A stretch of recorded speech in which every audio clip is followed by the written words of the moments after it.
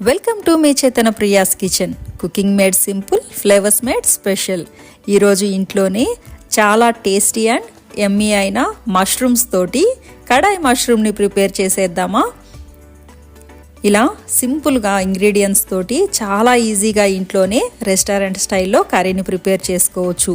ముందుగా గరం మసాలా కోసం dry రోస్ట్కి ఇంగ్రీడియంట్స్ని roast చేసుకుందాం. ఒక ప్యాకెట్ ఆఫ్ 200 గ్రామ్స్ ఆఫ్ మష్రూమ్స్కి 4 లేదా 5 లవంగాలు, కొద్దిగా దాల్చిన చెక్క, 2 ఇలాచి, హాఫ్ స్పూన్ జీలకర్ర, హాఫ్ స్పూన్ ధనియాలు, మిరియాలు, కొద్దిగా సోంపు, 2 లేదా 3 ఇలా ఎండుమిర్చిని వేసి స్లోగా రోస్ట్ చేసుకోవాలి. డ్రై రోస్ట్ చేసుకుంటే సరిపోతుంది. ఇలా రోస్ట్ చేసుకున్న తర్వాత వీటిని చల్లారిన తర్వాత మిక్సీలో పౌడర్ చేసి పక్కన పెట్టుకోవాలి. అదే కడాయిలో కాస్త ఆయిల్ వేసుకొని హీట్ అయిన తర్వాత మీడియం లేదా స్మాల్ సైజ్ 1 ఆనియన్ అయితే సరిపోతుంది.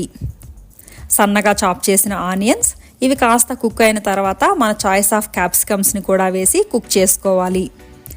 ఇవి ఫ్రై అయ్యేలోపు 2 టమాటాలు, 2 లేదా 3 మన గ్రేవీకి కావాల్సినట్టుగా టమాటాస్ని తీసుకొని ఒక 10-12 జీడిపప్పులు తీసుకొని మిక్సీలో సాఫ్ట్గా పేస్ట్ని ప్రిపేర్ చేసుకున్నామంటే గ్రేవీకి మసాలా రెడీ అయిపోతుంది.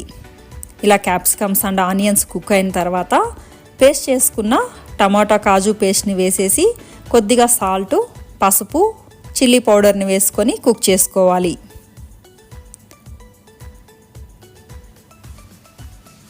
కాజు వేసాం కాబట్టి అడుగు పట్టేయకుండా కాస్త కేర్ఫుల్గా మిక్స్ చేసుకుంటూ కలుపుకున్నామంటే ఆయిల్ రిలీజ్ చేస్తూ పర్ఫెక్ట్గా గ్రేవీ కుక్ అవుతుంది.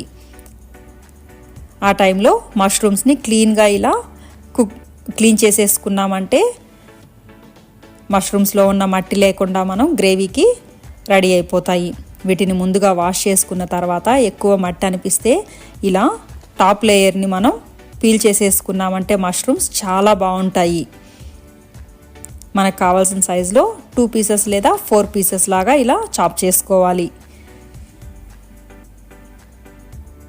మష్రూమ్స్ని ముందుగా కట్ చేసుకుంటే కలర్ చేంజ్ అవుతాయి. గ్రేవీ కుక్ అయ్యేటప్పుడు కట్ చేసేసుకొని యాడ్ చేసామంటే మష్రూమ్స్ చాలా వైట్గా మంచి కలర్లో ఫ్రెష్గా బాగుంటాయి.